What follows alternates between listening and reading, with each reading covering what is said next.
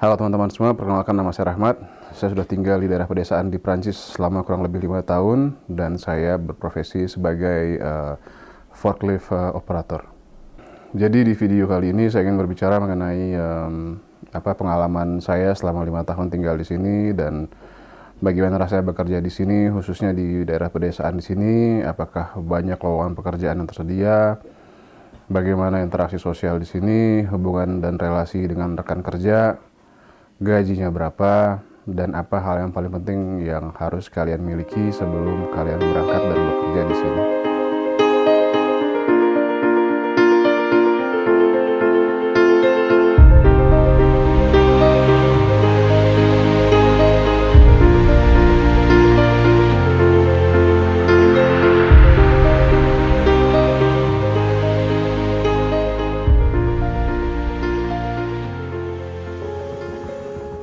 Seperti yang sudah saya sebutkan di video sebelumnya, saya lupa itu di video episode weekend atau barbecue gitu ya.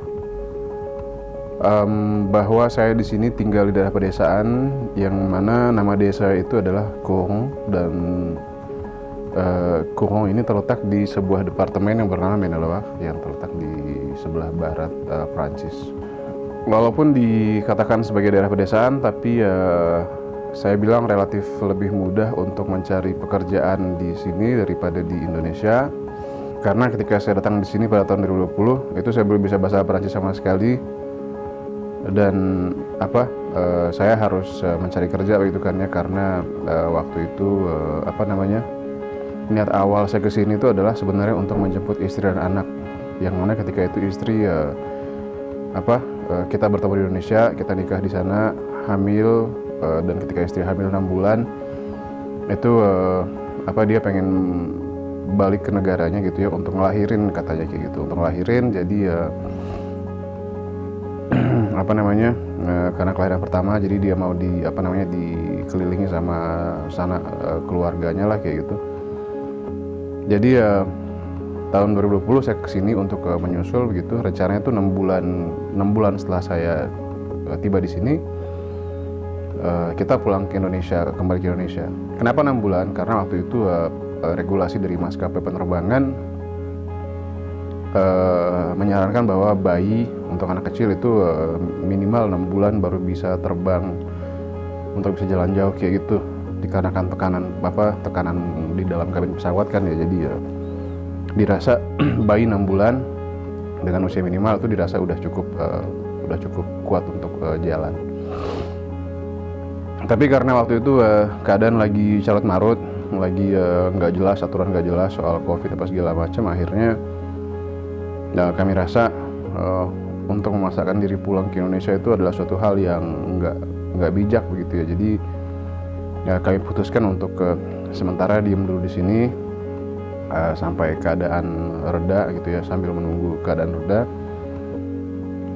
kita diem sini. Dan saya waktu itu berusaha mencari kerja walaupun dengan kondisi di mana saya tidak bisa berbahasa Prancis sama sekali. Itulah kenapa saya bilang bahwa di sini untuk mencari kerja relatif mudah. Karena apa? Karena saya sebagai orang yang tidak bisa berbahasa Prancis pada saat itu bisa mendapatkan pekerjaan kayak gitu ya. Tapi kalian harus tahu bahwa pekerjaan yang saya dapat saat itu adalah pekerjaan yang sifatnya non skill dalam arti bahwa saya itu hanya menjual tenaga dan waktu saya seperti itu. Jadi secara gaji dan secara kualitas pekerjaan sebenarnya tidak terlalu menarik ya. Dalam arti kalau masalah gaji sebenarnya bisa sih, kalau untuk 1 bulan itu masih bisa ada sedikit sisa untuk ditabung. Tapi kalau secara kualitas pekerjaan saya bilang tidak menarik. Karena apa? Karena tidak ada perkembangan. Jadi tidak ada jenjang karir di posisi non skill. Dan dari secara praktik juga di lapangan itu nggak begitu menyenangkan, membosankan dalam arti pekerjaan yang kalian lakukan itu sifatnya repetitif, berulang-ulang. Jadi nggak menarik sama sekali. Tapi bagus kalau untuk yang baru mulai gitu lah. Untuk yang baru mulai, jadi di tempat kerja seperti itu tuh kalian bisa beradaptasi, berkomunikasi dan melatih kemampuan bahasa kalian serta kemampuan kalian dalam berinteraksi dengan orang-orang di sini. Tantangan paling besar buat saya di sini adalah bahasa, karena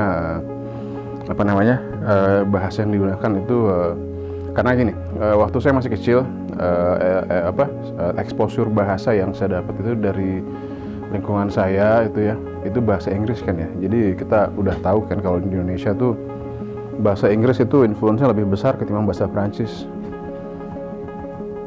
Jadi dibandingkan dengan negara-negara Afrika gitu ya, negara-negara bekas jajahan Prancis itu mereka kalau dalam hal berbicara bahasa Prancis mereka bisa, karena apa ya? Karena mereka memang bekas daerah jajahan Prancis begitu loh. Jadi mereka mewarisi bahasa dari penjajah mereka kayak gitu. Dalam hal ini kan kita Indonesia, kita udah tahu kan ya, walaupun dijajah Belanda selama kurang lebih 350 tahun, kita kan mayoritas nggak bisa bahasa Belanda kan ya, karena memang waktu itu kan keadaannya si Belandanya eksklusif kan, dia nggak mau terlalu ngebuka keran pendidikan, akses pendidikan buat pribumi dulu. Tapi kayak gitu-gitulah. Intinya kendala utama bahasa. Jadi kalau kalian mau ke sini dan bekerja di sini, hal paling utama yang harus kalian lakukan adalah tadi tuh investasi waktu kalian di bahasa Prancis. Jadi belajar bahasa Prancis. Dengan begitu saya rasa kalian nanti akan lebih mudah dalam hal memahami dan berkomunikasi dengan orang-orang di sini. Jadi nggak lama setelah itu saya berpikir bahwa saya tidak bisa terus-menerus berada di dalam keadaan seperti itu. Keadaan seperti itu maksud saya adalah saya bekerja dengan kapasitas sebagai seorang yang non-skill ya. Walaupun saya secara pribadi saya maksudnya bukan orang yang, maksudnya saya nggak bodoh-bodoh amat gitu. Maksudnya saya bukan orang yang nggak punya skill sama sekali. Hanya saja skill yang saya miliki itu nggak bisa dipakai untuk bekerja di tempat yang seharusnya. Karena apa? Karena saya belum punya sertifikat atau diploma atau jasa pendidikan yang diakui di Prancis kayak gitu ya. Jadi dalam hal ini saya putuskan untuk mencari formasi lain atau pelatihan lain begitu di bidang logistik. Yang mana waktu itu pelatihan yang saya ambil adalah pelatihan untuk mendapatkan otorisasi mengoperasikan alat berat. Salah satunya adalah forklift. Dan sejak saat itu saya mulai mencari lowongan di sektor logistik, dan alhamdulillah sampai hari ini saya bekerja sebagai seorang forklift operator di sebuah gudang logistik di perusahaan pembuatan biskuit. Bekerja sebagai seorang operator forklift saya rasa merupakan hal yang menarik karena pertama ini merupakan hal yang pertama kali saya lakukan begitu dalam hidup saya. Saya belum pernah sebelumnya mengendarai kendaraan seperti ini.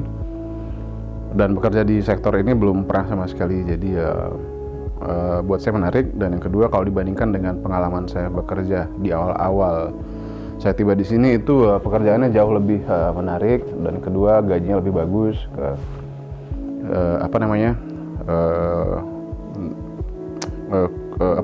kualitas kerjanya itu dinamis ya, jadi nggak ngebosenin gitu, nggak repetitif, menarik. Jadi saran saya buat teman-teman kalau emang kalian tertarik ya, dan itu emang saya ada lihat sih di beberapa video YouTube teman-teman yang kerja di Australia gitu ya. Mereka yang di Australia itu maksudnya banyak juga tuh yang jadi operator forklift tuh. Itu gajinya nggak main-main tuh, lumayan juga tuh mereka tuh. Jadi itu mengenai forklift, secara praktik saya itu tugas saya itu adalah mengoperasikan kendaraan tersebut untuk memindahkan barang gitu ya dari satu titik ke titik yang lainnya kayak gitu. Kenapa dengan forklift? Karena emang kuantitas dan berat barang yang dipindahkan itu lebih dari 500 kg ya teman-teman ya, bahkan hampir 1 ton itu sekali jalan tuh. 1 ton kan 1000 kg ya, jadi ya kurang lebih seperti itu tuh. Nah, jadi itu mengenai forklift. Dan untuk saat ini yang saya lakukan adalah saya fokus bekerja mengumpulkan dana gitu ya, nabung, menaruh di samping. Untuk nanti kedepannya saya berencana untuk belajar lagi mengambil studi setara S1 lah di Indonesia, di sini tapi. Karena apa namanya, kalau secara masalah kapasitas, saya ingin menambah dan meningkatkan kapasitas diri saya untuk ke depan nanti saya bisa mendapatkan pekerjaan yang lebih yang lebih menarik. Kehidupan sosio-profesional di sini adalah saya rasa berbeda dengan di Indonesia ya, karena apa namanya, di Indonesia itu saya rasa itu walaupun di tempat kerja kita itu lebih apa namanya, lebih hangat, lebih komunal, jadi apa ya, lebih dekat lah kayak gitu. Tapi kalau di sini yang saya lihat itu ketika mereka kerja, maksudnya kehidupan sosial profesionalnya itu gimana ya? Kalau kerja ya udah kerja itu aja sih. Kalaupun ngobrol ya ngobrol seadanya gitu. Jadi itu satu hal yang saya temukan apa menarik ya, menjadi seorang yang profesional seperti itu. Jadi ketika kita bekerja ya udah kita bekerja, kita fokus sama pekerjaan kita gitu. Dan sebagai dan maksudnya bekerja untuk saya begitu ya, bekerja di dalam sebuah tim para forklift operator gitu. Kita itu apa namanya, ritme pekerja udah jadi rahasia umum ya. Udah jadi rahasia umum di sini di Prancis bahwa emang ritme pekerjaan tuh emang ritmenya itu ngebut gitu loh. Jadi enggak lambat, enggak santai, itu enggak. Karena apa? Karena emang di setiap harinya itu kita punya objektif atau goal begitu yang harus dipenuhi. Dan ini kita nggak bisa kita nggak bisa bilang bahwa oh yaudahlah besok kita ini aja gitu, kita selesaiin besok aja, nggak bisa. Jadi itu satu hal yang saya suka. Jadi kita tuh ngelakuin apapun yang kita bisa gitu ya, semaksimal mungkin untuk bisa agar goal itu tercapai di hari itu juga gitu loh. Perkara hari besok gitu ya udah hari besok gitu. Jadi fokus sama hari ini dulu gitu teman-teman. Kalau gaji, masalah gaji ya, saya itu kisaran gaji saya di situ 13 sampai dengan 14 euro per jam ya. Jadi saya kerja itu efektif selama dalam sehari itu saya kerja itu 7 jam ya, dan ditambah dengan waktu istirahat selama 30 menit, jadi totalnya itu 7 jam 30 menit saya kerja dalam sehari. Dan dalam seminggu itu saya efektif bekerja selama 5 hari, jadi totalnya itu adalah 35 jam dalam satu minggu. Ya udah 35 jam itu dikali 13,7 euro gitu ya teman-teman ya, per jamnya gaji saya itu. Jadi itu yang saya bisa paparkan mengenai gaji. Dengan gaji segitu saya rasa kita masih bisa kita masih bisa nabung ya kalau buat saya. Ditambah lagi nanti ada insentif, maksudnya ada insentif lain nanti dari perusahaan. Jadi itu sangat membantu begitu ya untuk menambah jumlah akumulasi gaji yang didapat di gaji dasar tadi itu. Kayak gitu. Hal yang saya pelajari selama saya di sini ya, khususnya setelah saya bekerja di sini di Prancis ya, teman-teman ya. Saya harus bilang bahwa saya mau katakan bahwa Indonesia itu adalah surga. Karena apa? Karena ketika kita berada di surga ya, maksudnya dari literasi religius, maksudnya dari literasi religi yang kita baca gitu ya, dideskripsikan bahwa surga itu kan merupakan sebuah tempat di mana manusia tidak berpikir lagi mengenai kematian, manusia bersenang-senang, manusia tidak berhitung, manusia menikmati hidupnya sepenuh mungkin ya, kayak gitu ya. Jadi buat saya Indonesia itu adalah surga. Karena apa? Karena dulu sebelum saya berangkat ke sini, saya nggak pernah teman-teman ya, saya nggak pernah berpikir mengenai masalah nggak pernah berpikir mengenai masalah khawatir masalah finansial, maksudnya terus nggak khawatir masalah mati, terus asuransi kesehatan nggak ada sama sekali, nggak ada teman-teman. Jadi ya udah hidup itu seperti itu dulu di Indonesia. Saya tuh walaupun saya bekerja dulu ya di Indonesia di bagian pariwisata ya, saya dulu ngelola beberapa restoran kecil dan beberapa butik hotel dulu. Walaupun bekerja seperti itu, saya nggak betul-betul berpikir soal itu. Jadi ya kehidupan itu ya santai, mengalir begitu saja. Saya punya teman-teman yang bisa saya ajak berbicara, bertukar pikiran, bertukar emosi. Luar biasa, hidup itu luar biasa ketika di Indonesia. Luar biasa indah, luar biasa nikmatnya, karena surga. Tapi setelah saya tiba di sini, teman-teman, ini pertama kali dalam hidup saya merasa bahwa hidup ini pendek. Hidup ini pendek, kita nggak bakal hidup lama di dunia ini. Jadi ya Saya di sini tuh saya berhitung, saya bersiap-siap gitu ya untuk menghadapi, karena begini, saya tahun ini tahun 2025 itu saya masuk di usia 35 tahun ya teman-teman ya, September nanti. Kalau saya pakai hitung-hitungan di sini di usia 63-64 tahun kurang lebih ya saya bakal pensiun. Artinya saya masih punya sisa 29 tahun lagi itu sampai dengan usia pensiun. Itu pun saya nggak tahu kalau bakal bisa sampai ke sana ntar ya. Mudah-mudahan panjang umur aja sih.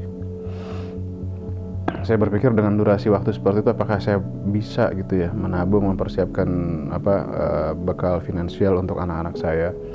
Apakah saya bisa mengajarkan kepada mereka bagaimana cara untuk hidup yang baik dan benar gitu ya di dunia ini kayak gitu ya. Apalagi terus ya itu tadi saya rasa, maksudnya setelah bekerja dengan rutinitas seperti itu tuh saya merasa bahwa 28 atau 29 tahun itu bukan waktu yang lama teman-teman, enggak. Itu buat saya waktu yang sebentar, itu nggak lama lagi itu 28-29 tahun itu. Saya biasanya kalau pulang ke Indonesia gitu ya, kalau pulang ke Indonesia tahun-tahun sebelumnya tuh saya beli tiket biasanya itu 1 tahun sebelumnya tuh teman-teman. Karena apa? Karena itu tadi, karena saya biasanya, mohon maaf, jadi saya beli tiket itu satu tahun sebelum biasanya kalau pulang ke Indonesia tuh. Jadi untuk yang pulang berikutnya tahun depan itu saya udah beli dari sekarang gitu loh, karena harganya murah kan ya, kita dapat di angka 700 sampai 800 euro gitu. Waktu saya kabari ke orang tua saya bahwa saya mau pulang gitu, mereka bilang masih lama gitu. Saya lucu gitu loh, masih lama.